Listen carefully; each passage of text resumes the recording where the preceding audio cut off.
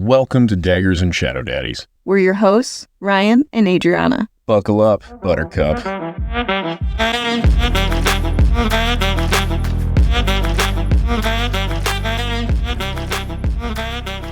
I'm going to get leather pants and just wear them for this. I'm going to call them my Illyrian fighting leathers. And on the back, each one butt cheek is going to say cock, the other one's going to say fight. I mean, that's what you want to wear. Thank you for not shaming my decisions. There's no shame. You had one thing that you wanted me to write down for a note for you. Only one?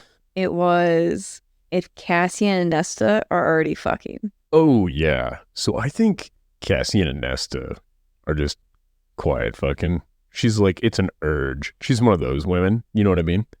Like the corporate women. Like using him and he's just like, yeah. I don't think it's a use. I think she's like, listen, we both have these urges. Let's not fuck around with it. Let's just bang them out. But it's all business. It's just to take care of the urge. Completely professional. Yeah, and it seems to be semi-working, other than he seems to kind of developed feelings and she's still that icy, corporate princess. Personally, I don't think they're banging it out secretly. She seems adverse to attraction. Or is that just a me thing? I think she's working through some stuff. I think she must be. Because if nothing else, how would you see Asriel and not be like, swing as a girl? You know what I mean? Yeah. Because every other woman so far has noted that he's a beautiful man. So far, he's the only one that's been described as prettier than Rhys. I don't know what I picture him as. I picture him as stocky. Oh, like no. Bulkier look. Cassian's bulky. Asriel is less bulky than Rhys.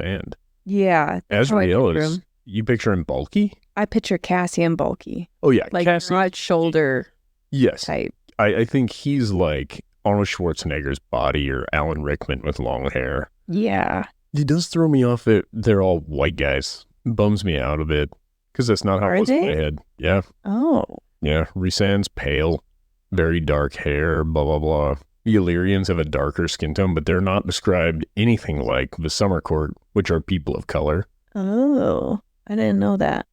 I guess I again, don't pay enough attention. It's just beautiful man, and you get to fill it in with whatever you want. Chapter 21, feyre checked on Amren and Nesta in their training, and she just walks in the room, and they're just like staring at each other. And she's like, what are you guys doing? She's like, we're waiting for busybodies to get the fuck out. Yes. Yeah. It's so, I just love her attitude. Oh, she is spicy. And feyre is kind of unfazed by it. She's like not bothered. It doesn't irritate her. She's just like, well, I want to know what you're doing. Yeah, feyre's nosy, but Amren is far less patient. She's kind of back to how when we first met her. Yes. A little more of the Amren that was kind of everybody talked about. Yeah, she's the boogeyman.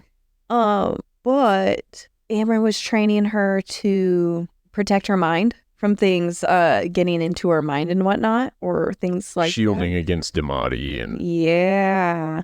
And feyre has a moment of like, why didn't I think of that? Yeah, which I agree with. But per usual, we're back to dipshit feyre. Which is kind of shitty of her. And and then you have... I forgot her name. Then you have Nesta seeing feyre slip into Lucian's mind, see it in work after this training.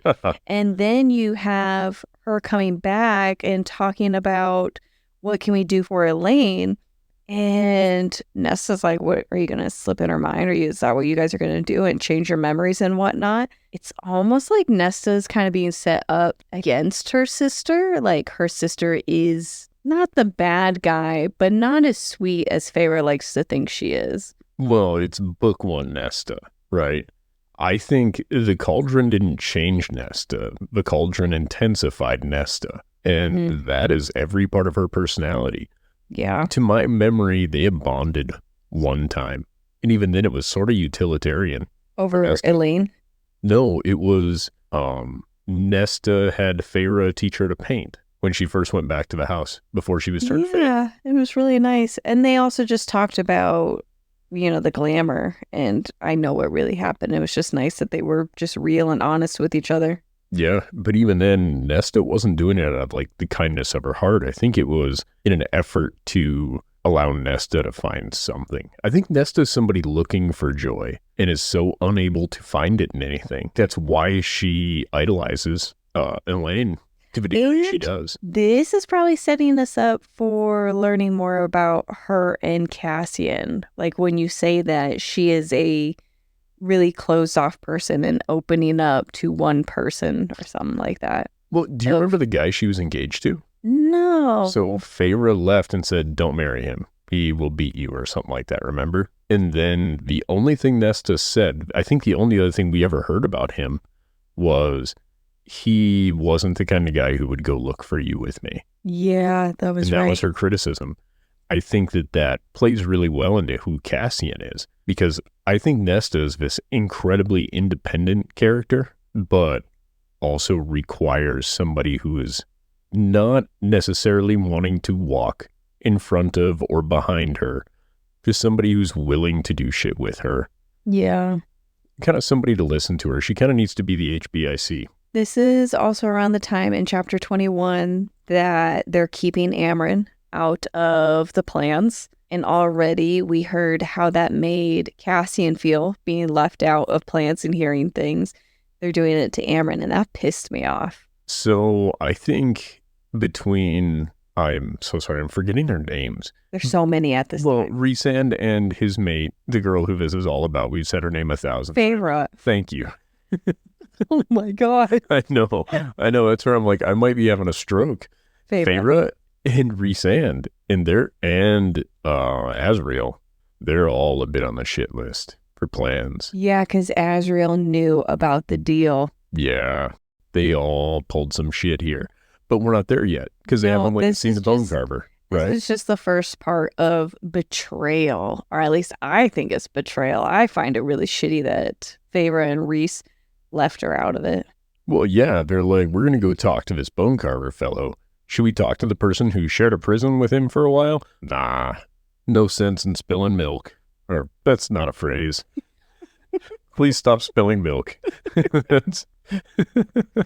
I'm dumb. And this chapter ended on just a weird note. She has a nightmare about her sisters, Amorantha and Rhys. It was confusing. I found it kind of Elaine pointless. Was getting cooked. Rhys was back to fucking Amorantha. And I don't remember what Amorantha was doing. Yeah, Feyre is just having a moment of, I'm going to never let this happen to any of them. She's having stress dreams, is what's happening. Yeah. Yeah. So maybe it is kind of important to have those moments. Well, sure. It probably was. Okay. Chapter 22, they go to the Bonecarver, Feyre and Cassian only. And one small thing that stood out to me was that they held hands while they walked through there. What do you think the Bonecarver looked like to Cassian? Oh my God, we didn't even touch that. Not even a little. Was it Elaine? That's what I wondered. He was angry at it. Whatever it was, he drew his sword and he growled. Ooh, when Rhys left, he said, remember who you put in there. Yeah. Is it maybe that person thing? I don't know. Could be anything. I just know that I was waiting to hear some of who he saw. Feyre, I get 1 point. Who was Feyre seeing? You called it. We were doing laundry, or I was doing laundry, you were doing dishes. So we're on opposite sides of the room, and I am in control. We're in different areas of the house. Yeah. And we're listening to it on the same audio, and it hits the first part, and she says, this is Rhys's eyes. And I paused. I was running from the kitchen to downstairs with my hands above my head, just feeling like a champion. Yes. And you just absolutely called it. And then she's like, and my mouth, my father's mouth. She complains about the mouth and then says it's my mouth. She's like, that wide, shitty mouth or some bullshit like that. She did. She specifically picked out Rhys's beautiful eyes, the sweet sound of this child's voice. And then it was this mouth. And the way she described it wasn't as pleasant. She's like, that was my father's mouth. My mouth. And I'm like, what? Damn it. I didn't, I guess, listening to it, think that it was anything negative about the boy's features. But she said, this is who our son would look like if we make it through this war, if we this. I took it as that's hopeful that he is like that, because why would he posed as a possibility rather than something that does exist in their timeline.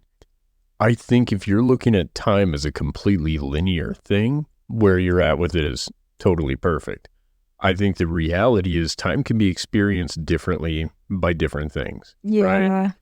So, yeah, and that makes it a little more valid that she's like, I have to get through all of this in order to get to meet my son. Yeah, and then you kind of get reverse causality, right? Or a bit of a paradox with this, where she said, if we live, we will get to meet this child. But then it's like, okay, but if you guys didn't get to live, then he would have nothing to draw this from. That future wouldn't otherwise exist. Mm-hmm. So I would say it's a pretty good indication they're going to live that long. Another thing that you called was the Weaver being of the same as the Bonecarver. That was pure luck. I was just throwing shit out there, but I was like, for some reason, Rhys seems afraid of it, so it must be super powerful, but it's evidently... They're death gods? They were. They're greatly diminished because we've only met one, the Weaver. Yeah. The Bonecarver is not a death god. Yeah. He doesn't have any understanding of death outside of what his siblings' power was. Feyre calls him a death god later. So you have his sister and his brother, right? The sister is his twin. And if all things in the universe require balance, what do you think he is? They were all death gods. Then why is he so afraid of them? Why does he not refer to himself as a death god? 3 individuals are known as death gods who, before Perinthian was considered a kingdom, traveled from another dimension and fell into this world. Those individuals were 3 siblings. Pause just for a second before you speak more about this. I think there's a chance that Amren was one of those. I could be totally wrong, but when I read, in order to live, right, consumes basically souls or takes the youth from other things to continue to live. Amren consumes blood in order to sustain herself. She gave up whoever she was before so that even the prison could not recognize her when she left. And she's much older than Prithian. Think she was a sibling because when I re-listened to chapter 22 or 23, I don't know where this information's at. Koschei is in a lake or bound to a lake. Something with a lake that was referenced. I just was confused that the Bonecarver was a god. Poses as her child. You completely called it. The Weaver is its sister. Bonecarver says Nesta stole something from the cauldron. What did you wake that day? So they keep describing it as like she stole something, she woke something.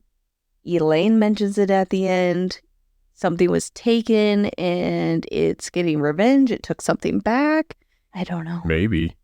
Maybe it's going to take something back. We don't know yet. I wondered if whatever is going on with Elaine, that was it taking something back, taking Elaine. But that doesn't make sense because Elaine was thrown in the cauldron first. I don't think there's anything wrong with Elaine. I think Elaine is processing shit and has such a shitty support system for it. Yeah. That her coping mechanisms were just not there. And they are not being helpful at all to this process. And I think them assuming that she's crazy is also a problem instead of just hanging. Nobody's hanging out with her. She just hangs out by herself. Yeah, well, also, if feyre is going to just jump into people's minds, do something to soothe Elaine. You don't need to even jump into her mind, right? You could just suggest things. Do the thing she did with the guy at the spring court or the summer. I think that she doesn't want to cross that boundary with her sister. Yeah, I think that's fine, but she's willing to assume she went completely batshit insane over just trying to help. I think she doesn't know how to process whatever she's going through. Yeah, she needs trauma counseling. Called BetterHelp. But the Bonecarver described Nesta as being like ancient and new.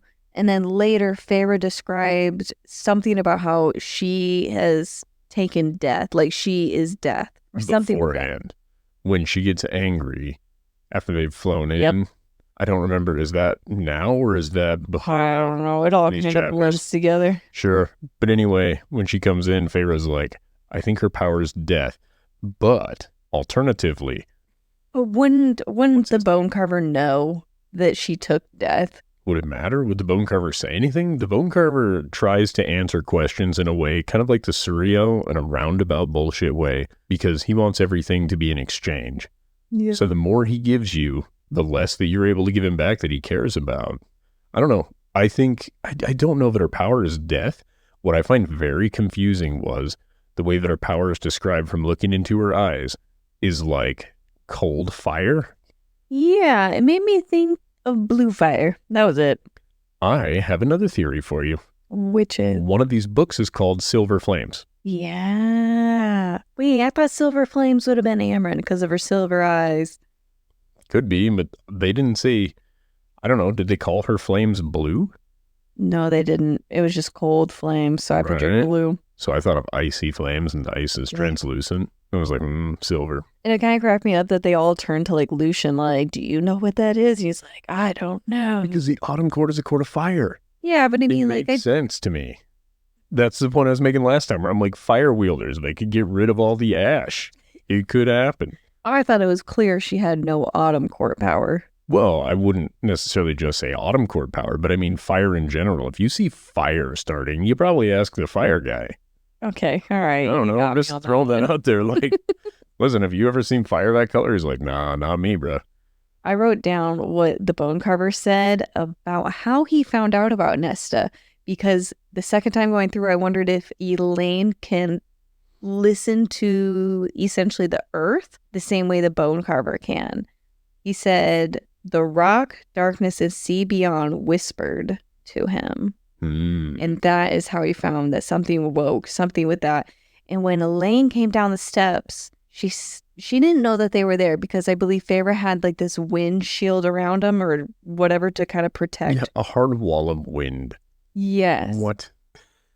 It was an answer enough because we've seen it shield and Elaine didn't know that they were there, but she heard something and then she like kind of doesn't say anything. And then she said they're screaming, but I wondered if she can hear the secrets whispered from the wind and the rock and sea and stuff like that, the same way the Bonecarver can.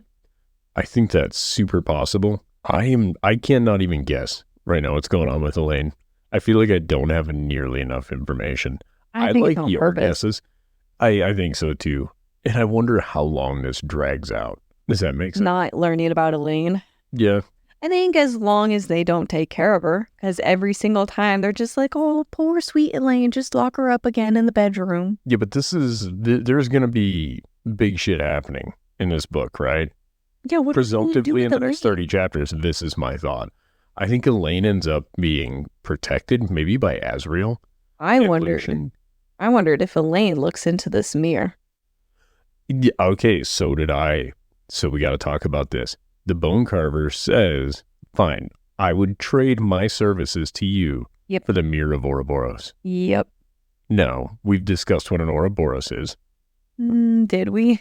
I don't remember what I is think this? we did in the first book just because of the symbolism, right? It's a snake eating its own tail. It signifies, Oh. beginning and end in this endless cycle. Yeah. So, And that is kind of where it mentions you look into it and you could go crazy. yeah, I think it would grant you probably personal omniscience, if that makes sense. No clue. Like, Yeah, what's your theory of when you look into it? I am clueless. I'm just picturing like mirror, mirror on the wall. he's the prettiest fae of them all, and it just keeps coming up next. Maybe once in a while more is in there if you're feeling weird. Amren when you really want to be stepped on. Oh my God. No, just me. All right, fine. Azrael, I guess. This took a interesting turn. I was curious about the mirror. I'm telling you, that's what it shows me. My guess is that the Ouroboros mirror would be, you can see your possibilities, not just your future and your past, but like almost an interdimensional type. Oh, kind of like we were just talking about what the Bonecarver could be doing to feyre, showing her a possibility of your future if you play your cards right. Yeah. I think we're right back to the whole paradoxical nature of a lot of this stuff. Yeah. It drive me crazy. Yeah. How do you know if this is actually going to happen? Maybe it shows you a million different ways you die in different universes. Maybe it shows you a million different happinesses that are now unavailable to you because you took the wrong turn down a street 3 years ago. Like, you just fill your head with regret or anxiety. I don't think this book is that clever for coming up with those ideas. I think those ideas have been done. They have, so many but not in this book. I don't think it's going that direction. I think it's going to be something a little more. It just shows Rhys and fucking Amorantha to Feyre. Oh my God! Just It drives her crazy. She's like, She can't look away. Well, she actually succeeds in this challenge of looking in the mirror because she's like, been there, done that. Now she's just watching him for fun. Oh my gosh. She's like, what? No. Rhys, I haven't seen you pull out that yoga move on me yet. He's like, I was using my gifts on her. His whole gift is he's actually just really flexible. He's like, he makes a balloon dog out of his penis, just a bunch of squeaks. And then he's like, a balloon penis, or dog penis. You know what I'm trying to say. But it looks like a dog. It's not a red rocket. That would be hilarious. That is disturbing. You're welcome. So disturbed. Oh, yeah. Oh, sorry. Painting such clever word pictures. I think that I think it's going to be Feyre that probably looks in the mirror, even though I think it should be Elaine. And I think when she looks in the mirror, it's going to be something that seems like it fits the bill of it would make you insane, but yet it won't. And I'm going to be like, what? That doesn't make sense that the mirror is as awful as they made it sound. If we've learned anything from Feyre's suffrage, it's mostly self-inflicted already. The mirror can't do any worse for Feyre than Feyre does. I think that would be the funniest thing. She looks into the mirror and it's just her own reflection. She goes insane because she thought there was going to be something more. And be like, what's the worst that could possibly happen? That's what the mirror's going to show you. And it's just Feyre in that exact moment. She's like, God damn it.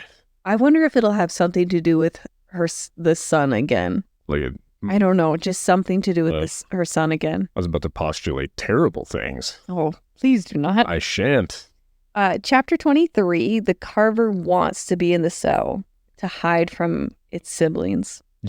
Yeah, which is wild because he's afraid of the Weaver in her current state of power, I might add. Yeah. He said, even though they are greatly diminished, they'd still kick the shit out of me. But that must mean that the Mirror of Ouroboros does something for him. Amren mentions this. She said, I could have saved you a trip. And the first time I heard it, I'm like, we didn't know that he wanted that mirror. But Amren says, I could have told you that. You have to change him into a fae. And he's definitely not going to want to do that, maybe with the mirror. So I don't know what the mirror does, but it's one thing that could convince him to go into a fae body and to leave that prison. So I think I'm also starting to get confused on the order in which things occur, right? So we have this cauldron. Mm-hmm. How old is the cauldron? We don't really know. We have these old gods, right? They may or may not be products of this cauldron, correct? I don't know where the Fae and High Lords originally came from. They came from the cauldron. The mother produced them from using the cauldron, created the Fae. Okay. So and we do know that. All of that was after the gods had shown up. Correct. And Perinthian and all the Fae are a product of a cauldron. And the cauldron is for remaking or making worlds. But it seems to be worlds that they're considering continents. Does that make sense? Yep. So I just get so turned around. And then we have the Book of Breathings. The Book of Breathings must have been made by the cauldron, using that cauldron's magic, correct? I don't even know what's in the Book of Breathings. Nobody does, because Feyre couldn't fucking read them. She didn't say it. Amren is the only one that knows what's in there. And then Feyre knows that one phrase, but that's it. Also, everybody else wants the book that somehow thinks they could read it outside of a King of Hybern. Wait, think about this. There's two people we were told who would want this book. Neither one of them want it. We were told Amren would want it so she could leave. She doesn't actually want it, which is what we found out. She's in that body because she wants to be and she doesn't want to leave it. And same with the Bonecarver. Well, if they're from the same world, it makes sense. The Bonecarver's like, the world I come from is nothing now. Likely nothing, yeah. Yeah. Because it's been so long. That's not the impression I got. The impression I got was it was on its way to being nothing when they were taken to this world. Mm-hmm. So the mother, presumptively, who created the Fae and did all the things in this world, brought them here? This is what I'm saying. I'm getting so turned around trying to understand. I didn't even know there was a mother until you mentioned it. But it did come up again. Yeah, it did. And I finally noticed it. I think it was just so passive. I saw it as like a phrase when they were like, boil me cauldron kind of thing. I took Shiver me timbers. Yeah, I took it as like a phrase, not an actual reference. I didn't even know that there were gods really in this world until the Bonecarver flat out told me and said they're death gods. So there's been like grumblings of this. Yeah, but I always took it as like our version of Norse mythology. Deified bullshit. Yeah. I would say what is throwing me off more than anything, and I hope she comes out with a book that just explains what the fuck is going on with the world. Like a historical, not even a, you know what, pantheon would be cool too. Like, here are the gods. I got so bored with chapters 8 through 20. Yeah. I could not make through one book like that. Like Greek mythology and Norse mythology, you have to admit it's interesting at least. I have never read anything. I hear no. Is it just me rambling these things to you, assuming that you're also interested in these things? I'm interested in the highlights, not the depth. I like the idea of you reading it and just bringing back the fun fact. Just regurgitating what is memorable. Yep. All right. Fair enough. I have the note here that it's the Weaver's mirror. I wonder if having that mirror protects the Bonecarver from the Weaver. That could be. I wonder if it isn't also somewhat of a source of power. If it is the Weaver's mirror, and therefore he gets that power, he's at least able to handle himself if she were shitty with him. But another interesting thing that's brought up is Cassian says, how about you fucking help us? Because if Hybern wins, your siblings are going to get cut loose. He said they're not, Hybern would never do that. He's like, even the king of Hybern isn't this stupid. He's like, they are bound to where they are for a really good reason. It also doesn't make sense that the king of Hybern would have anything to do with them if he's taking down a wall. His whole goal is to take over Prythian and eliminate humanity. Do not forget, his big goal here is... Yeah, he's a fruitcake. It just seems like extra steps to release them, and it would do him so much harm. Them. And if this cauldron has the ability to make worlds, right, at its peak power, if he could potentially see himself as in command of these people, it would be like Rhys's relationship with Amren. Only imagine Amren's actually on a leash. I don't know. If you're a power-hungry dude, why not get the most powerful things? Do you remember how they were bound to whatever's going on, their bodies? No. You don't? Mm-mm. Oh, there was like some Fey warrior. Okay. There's some Fey warrior that didn't use magic. Maybe they used magic, but it was very clever, I think, if I remember correctly. He tricked them into staying there? I don't know. He's like, it's a woman. You can be here I think it's a girl. The mother who's being referred to as the mother. Well, the Bonecarver said that there's no trace of that Fey warrior anymore, other than a very small bloodline, and that was where I wondered. Oh my god, it's the Archeron bitches. Yep. Yeah, I think Nesta's the incarnation of this super warrior woman. Oh, I thought it was Feyre. No, Feyre is, for the most part, too useless and stupid. Feyre is, don't get me wrong, I like Feyre as a character. I do. I'm sound like I'm being mean to Feyre. We have 3 books about Feyre. It's got to be Feyre. No, I think we've kind of seen what Feyre was there for. So far, Feyre has raised the glass ceiling for Fey women by becoming a high lady. And by being the very lowliest Fey, such as was a human before, that ceiling, this is something else I'd like to add this little quote. I don't know, this has been said before, I'm sure, I just don't know who I should credit for this. The best way to raise the glass ceiling is to lower the floor. Oh my god. Feyre has been a rock bottom, dead human, all the way to high lady. She's built skyscrapers for women in this place. Little sexist joke for everybody in the crowd there. No, not funny? Thanks. Appreciate it. All I'm saying is, Feyre's whole purpose so far, right? She kind of incites this riot in Prythian.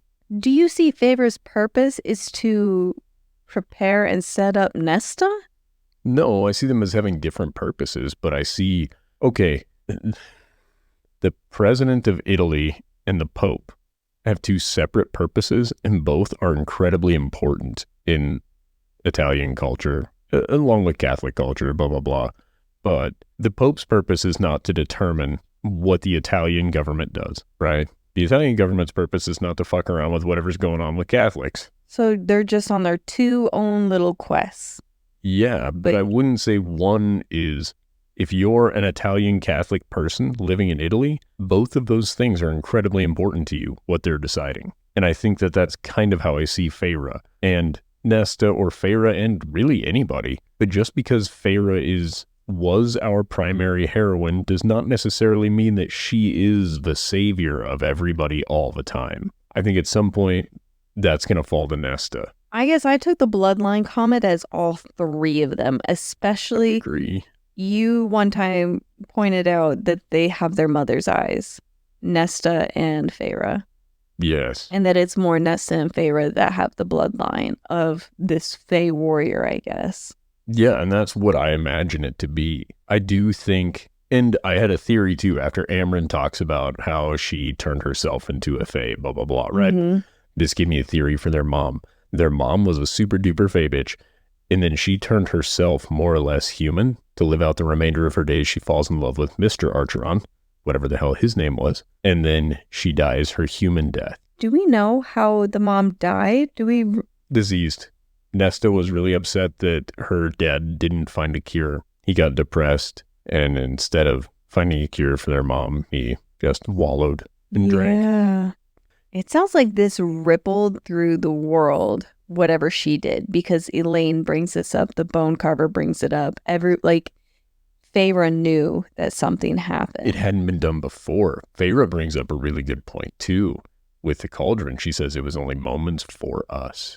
Yeah, and I don't think we're ever going to figure out if they were in there for a really long time. I think we'll eventually get something. Maybe. I'm imagining that the nice sister will probably tell us more in an expositional way because she needs a purpose. I think she's going to just be more of like, what are those characters where their eyes turn all cloudy and white as they're having this fortune-telling moment? I see that as the direction of Elaine. As what would you call that type of character? I got you. Where they have premonitions and stuff. Mm-hmm. They are called... I immediately thought of, what's the bullet time? What movie is that? The Matrix? The Matrix. For some reason, I just thought of The Matrix and one of that character. You're thinking she's Neo? No, what's the future fortune-telling Oracle? The Oracle. I saw Oracle. That's the word I'm thinking of. I saw Elaine as kind of an Oracle. Ooh. I saw her more as a person who's just super in tune with nature, right? Whether that be the world speaks to her and all these things, because she was also super obsessed with tending a garden. And she has this sweet way about her, blah, blah, blah. Her being in tune, like she was talking about, will I hear the roots grow, the worms and things? And that's what made me think that she can speak with the ground and the earth. She's Valorax. She speaks for the ash trees, though. She's a double agent. I think that would be really funny. Like trying to turn them into swords. Everybody needs a sword. That'd be so funny. Chapter 24, everyone's prepping for the hewn city. And Elaine mentions hearing heartbeats. A bird on fire. What was that about? It was like a phoenix. Yeah, that is what I would think of for a bird that's on fire. Or Lucian was trying to feed the pigeons, got a little excited. You know, he's having some Lucian fried chicken. Yeah, it's just weird phrases, just more Oracle stuff. And that she has to figure out a way to interpret things. It would be hilarious if it turns out she is just Looney Tunes and we're sitting here like, God, what could it mean? And she just like drifts off and dies. Well, I don't even think she's going to die. I think she lives forever. They did discuss also, even though she's clearly malnourished and blah, blah, blah, blah, blah, she's still beautiful, gorgeous, blah, blah, blah. Feyre's like, even though she hasn't eaten anything but some bone broth in the last month, her beauty shines through. That's weird. I think she should be dead by now with the way she's eating and acting. I think Feyre should be in prison. Stop acting like this about your sisters. Like, what the fuck is wrong with you? Quit constantly acknowledging their beauty and acknowledge something else. Like, wow, Elaine, the sound of her sweet voice. like a clear bell echoing through the hall. And that's Finally why hearing it. Like, those would be really sweet moments. Not, I looked at her and I'd still fuck her. Like, it's so God. weird. this is why you get Amren. Amren can be the asshole to Feyre that you want in the story. Yeah, I need. To be fair, Nesta too. Mm-hmm. I love both of them. And I love Feyre. I really do. You're so full of shit. No, I like Feyre. And I mean this. I think Feyre has her moments. Feyre's moment under the mountain, fucking epic to me. Under what? Which mountain? What time? What do you This mean? time, during these chapters. Oh, right. When... Yeah, that's... with more. Oh, right. I forgot that this was this. Oh, yeah. Yeah, so they're prepping. We haven't for got the- very far in this. We need to keep her moving. Oh, my I goodness, keep yeah. side roading us. My bad. Yeah, they're prepping for the hewn city. Nesta has no desire to be a warrior. Why? She does. I don't remember why. She was just like, meh. Because other people can do it for me. Yeah, I It guess was so fucking funny. when you say it like that, that does sound more badass than more. Yeah, it Like- wasn't that she's not capable. It's why would she waste her time? Yeah. I respected it. And I also thought it was fucking stupid. To be honest, it's also like, oh, really? You're going to trust these people that are barely holding their shit together now? She acted like this as a human, though. Feyre would go I hunting, agree. and then she was just like, why should I do that when you're doing it? Do you remember why she didn't help? She wanted to see what point her dad would put in the effort. I think How about the low- time that your family is starving and he hasn't put in the effort. I think she's so stubborn they would have died. Nesta. Yeah, I think Nesta would have died just to make her dad feel like shit. I'm not Like, joking. I will die so you will feel bad. I think so. I think she had hit that level of petty. That is the level of crazy that I am. I know. That's why I'm so attracted to both of you. How lucky me. I got Nesta at home. Elaine and Lucian talk, and he says that he doesn't hear Elaine's heartbeat. I thought that Faye could hear those things, so she has super hearing. She doesn't know how to filter through things yet, and he's born Faye. Feyre talks about how initially it was incredibly overwhelming for her. Remember? She had to learn to tune things out. Okay. And it seemed like it made her, like, in that moment, she said that her fiance could hear her heartbeat and would point that out right after Lucian said, no, I don't hear it. Yeah. And it was such a sad moment for Elaine. And I just kept thinking that Lucia's got to be kicking her side. He's like, God damn it, answered the question wrong. I felt bad. I feel bad for Lucian a bit in general because he also didn't choose this. No, he didn't. He feels compelled, and the way that he acts with that compulsion is 100% his responsibility. But having the compulsion and then having somebody that gives you so little in return, it's very much a Moore and Asriel dynamic. But I don't think Asriel has made it to more. If he was, he would not have done what he did. I disagree. They don't have a bond that's solidified. And think about how this was done. Rhys also did this to Feyre. Literally the exact situation at the exact moment. Rhys is the one who developed this plan and specifically did not tell Feyre, knowing how Moore would feel about it and knowing how Feyre would feel about it.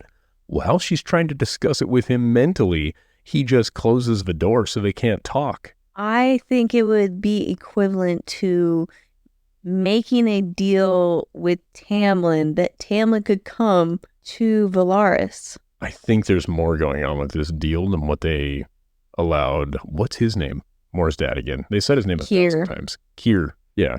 I think there's more going on than what Rhys and Kier know. They left it kind of open-ended, that it could be however often I say. I would argue you would have been a much better negotiator than both Rhys and Kier in this situation. Yeah, it was pretty much just Kier saying, no.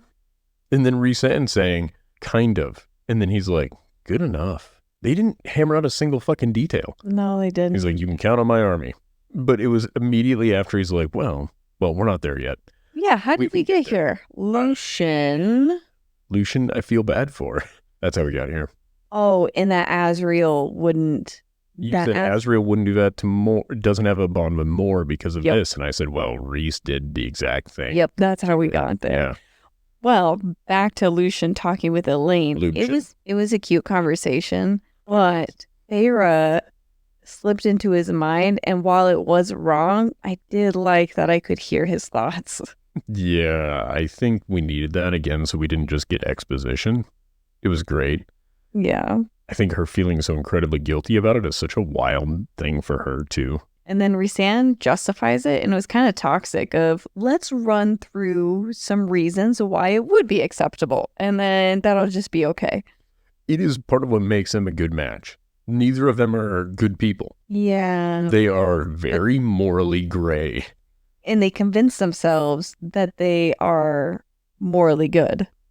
Yeah, I think that's true, though, of everybody all the time. Yeah. Like, there's times throughout the day where I'm like, should I be doing this? And then I'm like, yeah, you should be doing this. This is why you should be doing this. And then sometimes I look back and I'm like, oh, I should have just done this differently. And I assume they're feeling the same way, I guess. I constantly go to work, write an email, and I'm just like, is this toxic or can I say this? Give me an example of what yours would be. I write out an email, I'm like, is this a toxic response or do I need to cool it down? And then I get some nice, helpful advice of, well, maybe if you word it this way, or yes, that is informative and clear. Again, Send it. That's great. I think it's good that you're trying not to actively be a dick, but I do think sometimes what can be so hard is when people spend so much in niceties that I can't figure out what the hell is going on. In this book, it makes sense. Yeah. Because it's a book, the entertainment is to read. Not everything needs to be this way. In some parts of this book, the 7 chapters prior to these 7 chapters, 8 through 21. could have been 2 paragraphs. Yes. But they drug it out because everybody had different feelings on every little thing going on. And I'm like, it didn't enrich anything for me. I think we were supposed to get out of it them bonding together. When looking back, I didn't get any of it. It was more the content wasn't interesting what they were talking about because it was a lot of feelings of how they're all communicating. And I'm just, you're all talking, you're all having dinner. There's attitude, there's issues, and we're discussing plans. So-and-so was worried that Amren looked angry. I wasn't that worried. I became worried that Amren was angry. And I'm like, are you kidding me? Sorry. I just took us on a long roundabout bullshit. No, it's with good. The book. After Feyre slips into Lucian's mind, Nesta admits that she... I forgot where we were. Wow. I knew. So sorry. Nesta admits that she made the cauldron give something back for her life being taken. And Feyre thinks she took death. It was in this chapter that she says it. I think this is when we see her eyes, and you mentioned the silver flames. I don't really have much to add to it other than we still don't know much. No, we know nothing yet about her power, and she specifically is avoiding telling anybody. I think Amren knows. I don't think Amren knows. I think she just has a better sense of it. Oh, I think Amren's seen. I think Amren saw whatever is floating around inside her and is like, oh yeah, I can see with my special eyes. Or even just the whole, if she can see it, of just the confidence in which you took that. Also, Nesta was the only one that said she made the cauldron do this. Everyone else uses the word took. She took from the cauldron. Elaine uses the word took. I don't know if it's in reference to Nesta, but all of it is took. Nesta says, I made. I demanded this. Yeah. And I think that fits her personality so much better because she's far more of an asshole than a thief. And it's the end of chapter 24 where Feyre wonders if Azriel is a better fit for Elaine. So this started for me way back when Feyre first went home as a fae. Yes. Okay. And everybody's uncomfortable at the table. Cassian started flirting with Nesta because they were arguing. And it's kind of foreplay. And I think I remember making that joke then, but I meant it. You know, it's you and me, baby. And Azriel and Elaine are the only two who are just quietly polite to each other. And I'm like, oh, that's kind of sweet. It's not enough to build a romance on. But it makes sense that they would be a good fit. And I really actually like this part because we've heard about other couples that are mated that aren't good for each other. And this was, they were having a moment of, what is it like for someone to be mated and not together?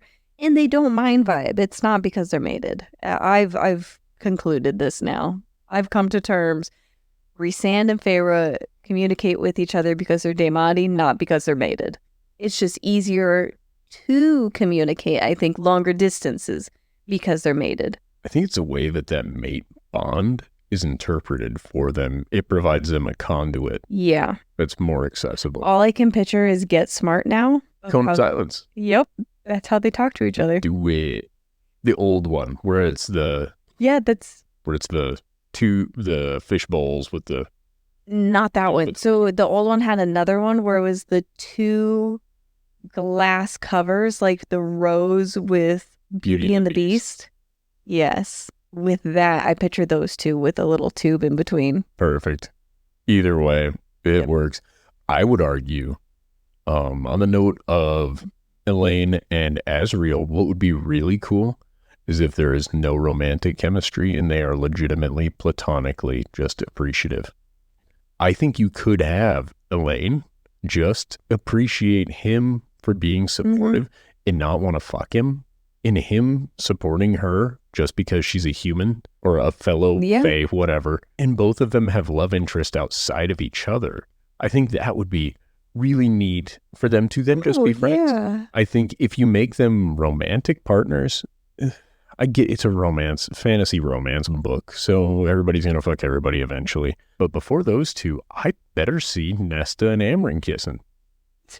I'm not joking. There's way more chemistry between Nesta and Amren. Yeah, there is so much sexual tension between those 2 by comparison because it's a power dynamic. It's there. Yeah. You don't feel it even a little bit?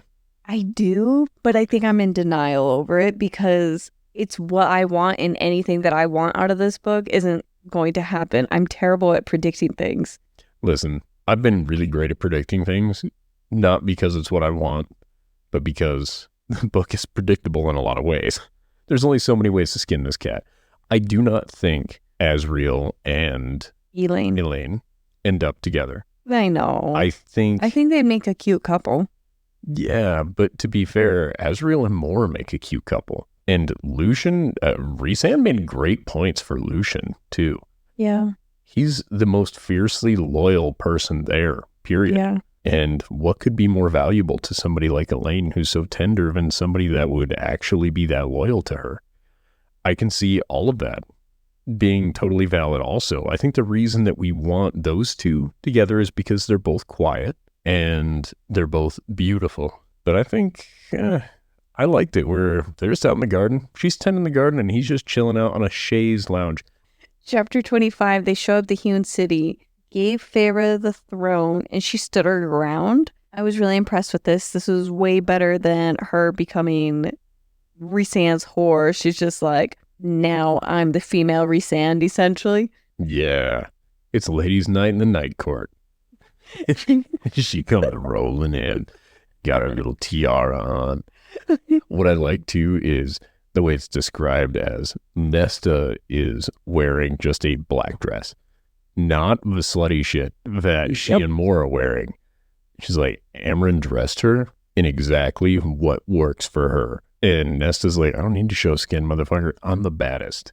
Mm-hmm. And there's some part of that worked for me. I was like, oh yeah, all right, I'm into this. You're just your own woman. You're not slutting it up like these other women. These whores. Like, I mean, I love hearing about how, what's her face? She's like, my bare ass cheeks on the chair were cold. That's right. All I could think of is like, I know the feeling when you have the tiniest shorts and you're sitting on a bench and it's so cold. Yeah, and I don't leave the house in less clothes. I wear jeans every day. But it did just crack me up. Later, feyre asked Nesta what her and Amren went and did while they were there in the hewn city. And Nesta pulls down her sleeve when talking. So something got Nesta, I think. I think she said that things were wanting to hurt her, come after her, but I think she actually did get attacked. Because when she's telling the story, she pulls her sleeve down a little bit. I think Nesta got a tattoo. Doesn't want anybody to know. Oh. You know what I mean? Oh, like a night court tattoo like feyre? Yeah. I think she made a deal with something or got something and she got a tattoo and she's like, oh, these people don't want to see it yet. Amren and Nesta have their own secrets going on right now. They do, and it's awesome. Fair because Rhysand has his secrets, even from feyre. Well, this is the point I was making earlier. Rhys does the same thing to Feyre that Azriel did to Mor. And I have the note in chapter 27 that Feyre wasn't upset about it. Maybe she will be in chapter 28. She's like, so you know how I like backed you up on your decision? I'm actually kind of upset about that. Just want to pull you aside. Didn't want to point this out to the rest of the group.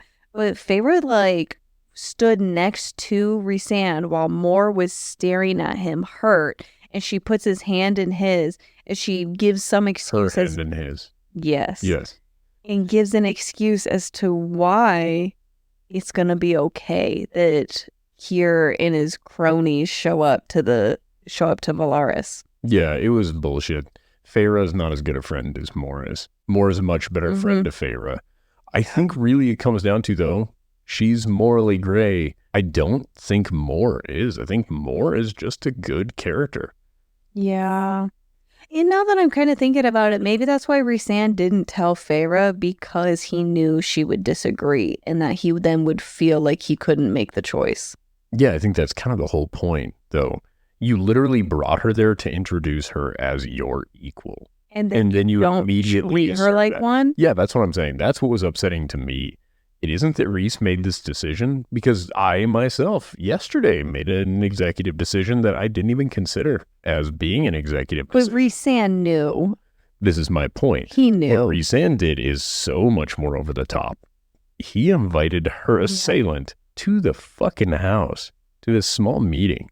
And Rhys had the unmitigated gall to lash out in rage at Kier's suggestion. He's like, "I'll fuck Feyre. We'll call it even." And Forgot about that. Yeah. So yeah, we might as well, we're in chapter 26. This is when they're having the deal and offered up Aaron. did we skip 25? Nothing really happened. It was just Feyre being the queen of the night court, and then they Well, met. the only other thing I'd like to add to Feyre being the queen of the night court, this is where Feyre earns bonus points for me. Feyre as queen of the night court is my version of Feyre that I like. She's bitchy and direct and not in her own feelings. She's there to do something. She gets shit done. There's magic creeping up to the stairs. And she's like, keeping an eye on him. And and then- shuts it down herself. This is Rhys did not enter. And this makes me, Rhys didn't get involved. He didn't enter. Rhys entered her. Slowly. And Quickly. I thought of his mom in that moment, because his mom said, if a woman is going to be married to you, she needs to be able to Defend herself. defend herself. And this was the moment that I saw it as proving that his mom was right. And that's who needed to be there. 100%. Also, I just liked the she was like, I slammed down my magic talons on their 3 little magic tendrils. Mm-hmm. And then they were shrieking and stuff. So it's more like an appendage. I just cannot grasp the way magic works. This is going to be turned into a TV show. For sure? I don't think so. I think it was, I think it got a green light last year. Oh. I think this, and I think the Empyrean series both. I think HBO got one of them, and I think Prime got the other or I something. think so. So that'll be cool. But I want to see how they interpret this, because I think there's just people out there with a better eye for how this stuff is supposed to work. I bet it's going to go very differently, like any TV adaptation, and just go into it as if it's its own beast with similar vibes. Like the Hercules movie, because it should have been Heracles. No, we'll move. Is this a 90s movie that you're referencing? Who just pulls that out of their ass and is just like Hercules? What I'm do you mean? assuming the live action one from the 90s? Yeah, there was a TV series. Yeah, Hercules. Oh, I'm thinking of a movie. Are you sure you're thinking of the movie? Probably not. Because Your your mom is obsessed with the guy who used to play Hercules Yeah. back in the day. Yeah. Okay. No, yeah, that was a TV show. Okay. All right. And that's Then, where yeah, that is what Xena I'm Warrior thinking. Princess was a spin-off of that, and I loved that show. Wait, we're getting out of hand. We were. Feyre could be Xena. Oh my god, Nesta could be Xena. Go ahead. Come back I to was trying to say 25 is done. Nothing really happened. She did. She 26. scarred them and she marked their faces. They're going to come up again. Oh. That's all I Dang, wanted to say. blew this. I'll never remember this. I'm here to help. Chapter 26 is when Eris is here. They're making the deal. Here makes that reference to, I'll fuck your wife, essentially. Yeah. He's like, well, you were Amarantha's whore. How about you let me have this one for a minute? And Rhys is like, nah. And then he does kind of a tail and thing with claws. You know what I mean? Yeah. Same. He's just like an angry cat. And he scratches up the fucking table, which is bullshit. Why are they always destroying things? You've had 500 years to get your temper under control. Imagine every time third table in the story. Yeah, Tamlin's destroying tables and rooms and shit. Rhys scratching the fuck out of tables. Feyre did even. She burned her hand into a table. Yeah, at least Feyre was a baby face. She didn't know what was going on yet with her power. But imagine, like me, if I'm just at a meal and somebody says something I find outrageous, I just bust some shit. Like, and I start breaking glasses. Are you telling me you wouldn't act this way if someone said that about me? Somebody says that about you, you want me to scratch a table. Done. Yes, I'll scratch the table. When you say it like that. Yeah, because it's dumb. Here's the thing. What you do, and I'm going to be completely honest. A few years ago, we went to a large Halloween party with several thousand people. Do you remember this? Mm-hmm. And some dude was being untoward with you on the dance floor. Do you remember why we had to leave that bar? Mm-hmm. Yeah. Do you think I should have instead scratched a table, or do you think I handled it the way it should have been handled? All right, yeah. You did. Therefore, I would say I'm a pretty mellow dude by comparison of these High Lords. 500 years and you haven't figured out how to manage your fucking temper at all. These guys, you said you would offer to sleep with my wife. Like, Adri, 1 million people would kill to have you. You're an absolute smoke show. I assume most men would do just about anything for me if they could have you. It's an assumption. But they also assume I would not handle that well, therefore it's not asked of me. Yeah. When somebody does ask this of Rhys, the appropriate response is, you punch him in the fucking mouth. And then you're like, now, how do we use our words? We use our brain, then we use our mouth. We don't just use our mouth. And then you negotiate. But you don't, I scratch my own table in fury. And then like, what the fuck are you doing? It's your table. It's not even his table. You know what I mean? Yeah. You didn't ruin something of his. You ruined your own thing. What do you think about the deal he made? Again, We find out later Amren thought it was a good decision, but poorly done. Well, there's 2 things I would like to add up here. Number 1, there was no point in bringing Andros. Yarros. Whatever. There's no point in bringing him. That wasn't the source of the deal being made. They thought it was going to be. No, it wasn't. Because when he asked about Valaris, Rhys told Feyre through the mind bond that I anticipated this. Don't worry. And that's when he counters with, we'll allow some people sometimes and we'll figure it out later. And the other guy's like, sounds like a deal to me. Like, what the fuck? The only reason that Andros ended up there is because he caught the Shadow Singer? What? No. There is no fucking way he was caught unintentionally. It made me think less of Azriel that he got caught. Yeah, me too. I don't believe he actually got caught. And if he did, this is shitty. To tell me that he is this incredible spy for centuries and he got caught? Yeah. And not only once he got caught, they were like, we've got your guy if you want him back. This dude should be able to decimate everybody. Because he and his homie showed up and beat up the 3 toughest guys in that whole court outside of their dad. Yeah, I forgot how much that disappointed me and how I felt about it. I'm like, just all kinds of disappointment. And Valaris is no longer safe for more. Shitty Rhys made the decision without Feyre. Kind of badass that Feyre just flat out demanded the mirror. And Kira's like, yeah, you can have it. Well, but even then, the way she does it, she's like, and one more thing, I require the mirror. And he's like, how'd you know I have the mirror? First of all, why don't you tell them? My buddy, the Bonecarver, told me. The Bonecarver is a scary thing to everybody. If you tell this guy that your homie is the Bonecarver, he's also less likely to push your fucking buttons. Does that make sense? It's kind of like the Suriel. Like, do people not just show up like Feyre does to the Suriel and the Bonecarver? No, it's always this incredible feat, right? The Suriel is an incredibly difficult thing to trap and incredibly dangerous and so on and so forth. But it turns out not only can Feyre do it, but human Feyre can snare it with wire and getting a chicken. Not only was it not special rope, it was rope that she could shoot with her bow to completely go through that with a surreal. You remember the wildest details. It's a confusing thing for me.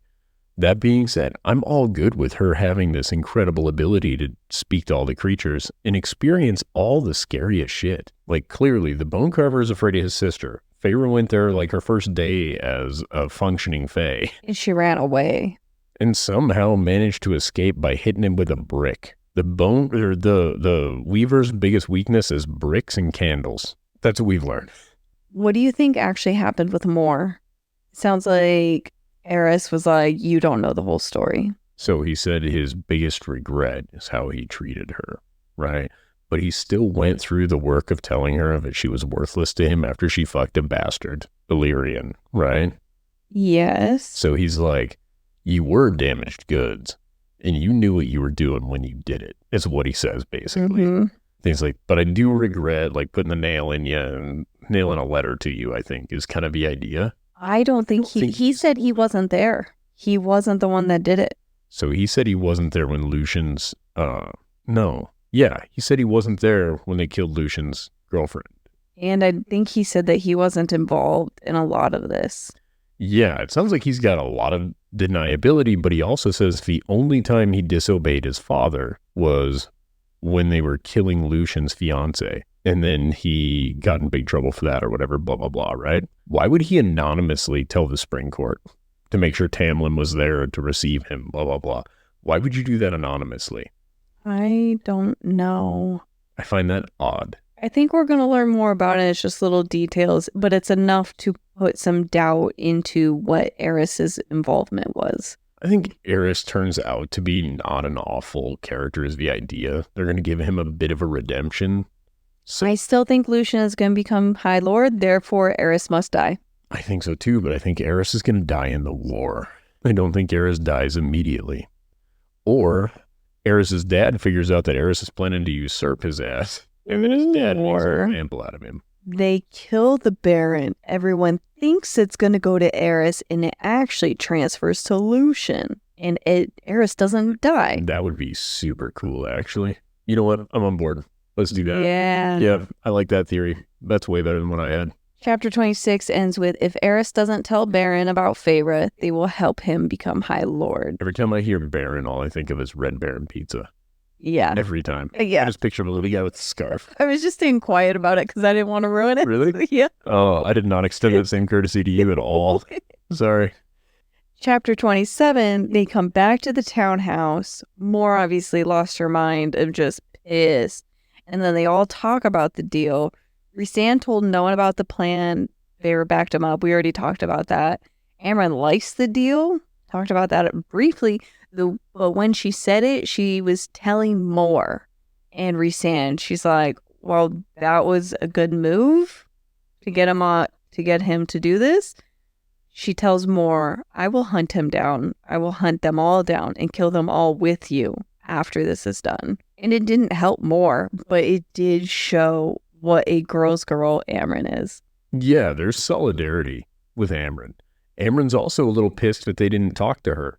Yeah, Which, again, I think Amren's completely correct about being upset. Was less pissed than I thought she would be. Everyone, got on their guard, but it was such an ambush on Amren. The questioning, too. The questioning for Amren. I love that they did it because I needed this exposition dump. Did she really give the true answer? Right before she gives her answer, she says the rocks are listening, essentially. I can't say it. Not going to say it, but then proceeds to share a whole story. Is this they her? Threw up the shield. Even Feyre's sister couldn't hear them. And that's why she came downstairs. And she was shocked she couldn't hear them. I know she did do this. We don't know enough about the shield. And I don't think Feyre knows enough about this shield to be able to say the rocks won't hear. She barely knows that the rocks can hear. First of all, imagine all the tiny little ears. Tiny little pebbles. It's really cute. I don't know.